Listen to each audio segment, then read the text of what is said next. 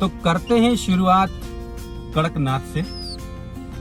आज में इसके जो खाने पर है, जो इसका पोषण है, उसके बारे में थोड़ा सा प्रकाश डालिए। देखिए, उसकी 3 अवस्थाएं होती हैं। एक जो है चिक स्टेज, दूसरा ग्रोविंग स्टेज और तीसरा लेइंग स्टेज, जिसमें वो अंडे देती है। तो चिक स्टेज में 2 किलो दाना लगता है, अच्छा, जो कि 25 रुपए किलो में मार्केट में आराम से उपलब्ध होता है। अच्छा। ग्रोविंग स्टेज में करीबन 4 किलो दाना लगता है, जो 20 रुपए किलो से मार्केट में उपलब्ध है। ठीक बात है। वो लेइंग स्टेज में करीबन 40 किलो दाना लगता है, जो 15 रुपए किलो के करीब उपलब्ध होता है। इसमें 1-2 रुपए प्लस माइनस होता है, जैसे जैसे, क्योंकि इसके दाने में प्रचुर मात्रा में मक्का का समावेश होता है। अच्छा। करीबन 50% इसमें मक्का का उपयोग होता है। तो मक्का की रेट्स जो है जैसे घटते बढ़ते रहते हैं, दाने की प्रोडक्शन कॉस्ट वैसे ही घटती बढ़ती रहती है। और दूसरा, अगर फ्री रेंज में पालते हैं तो यही जो आपको मैंने करीबन 46 kg दाना टोटल बताया है जी।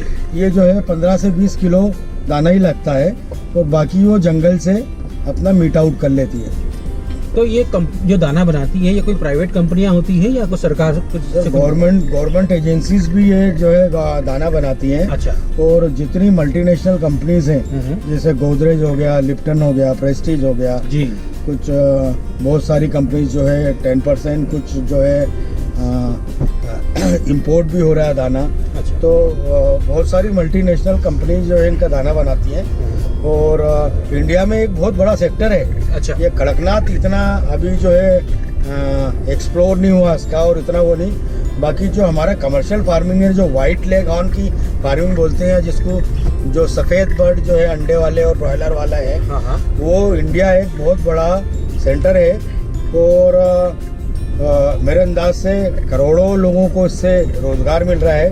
और पोल्ट्री इंडस्ट्री अपने आप में बहुत बड़ी इंडस्ट्री है इंडिया में। हाँ, डॉक्टर साहब, कितने चीजों से व्यक्ति इसकी शुरुआत कर सकता है, इसके पालन की? कोई भी व्यापार स्टार्ट करने के पहली चीज ये है कि आपका फाइनेंशियल स्टेटस कितना है। अच्छा। तो जिसकी जितनी फाइनेंशियल स्टेटस हो उससे उसको, और जितने उसके पास रिसोर्सेस हो, जितनी उसके पास जमीन हो।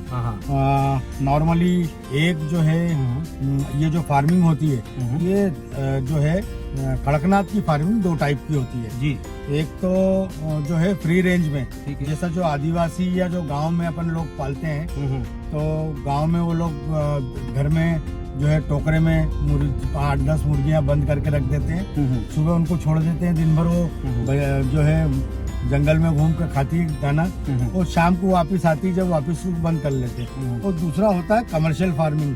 वो कमर्शियल फार्मिंग होता है जिसमें बाकायदा प्रॉपर जो है टेक्निकली डिजाइन जो है शेड का हम निर्माण करते हैं।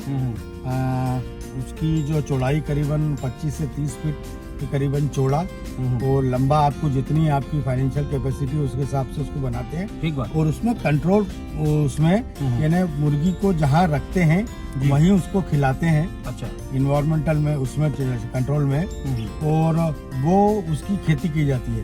तो इसमें क्या होता है कि एक चूजा एक अप्रोक्सीमेट करें हम तो करीबन 65 रुपए की चूजे की कॉस्ट है, जो अभी झाबुआ में मिल रहा है। और हर स्टेज पे अलग अलग दाना लगता है जी। तो चिक स्टेज में आप मान के चलिए कि 2 किलो दाना लगता है, जो कि 25 रुपए किलो में आराम से मार्केट में उपलब्ध है, यानी 50 रुपए लगते हैं जी। फिर उसके बाद ग्रोविंग स्टेज में करीबन 4 किलो दाना लगता है। अच्छा। जो 20 रुपए में आराम से उपलब्ध रहता है। तो 80 रुपए का दाना वो हो गया। और उसके बाद पूरे उसमें उसको 40 किलो दाना लगता है, जो 15-16 रुपए किलो में मिलता है। एक अगर अप्रोक्सीमेटली माने तो 0 से लेके 20 हफ्ते तक में करीबन उसको 195 से 200 रुपीज का उसको दाना लगता है, जिसमें एक बर्ड पूरा तैयार हो जाता है जी। तो अब अपन उसको कैलकुलेट कर लें कि 200 रुपए को मल्टीप्लाई करके जितना पैसा अपने पास हो जी, उतने की फार्मिंग हम स्टार्ट कर सकते हैं।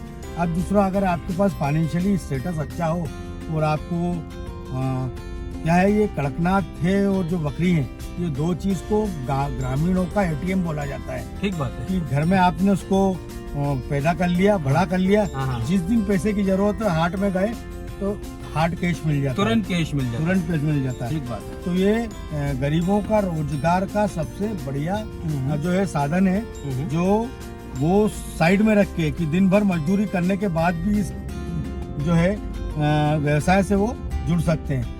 छोटे गांव वाले अगर वो हों जो घर में पाल सकते हैं तो वो 10 मुर्गी से भी स्टार्ट कर सकते हैं। ठीक बात। और अगर आपको ज्यादा चालू करना हो हाँ। तो आप जो है 5000, 1000 जितनी आपकी कैपेसिटी हो उतने की जो है आप फार्म स्टार्ट कर सकते हैं जी। और मार्केट में जो है डिमांड है कि आप जितने प्रोडक्शन करेंगे जी। उतना इजीली बिक जाएगा।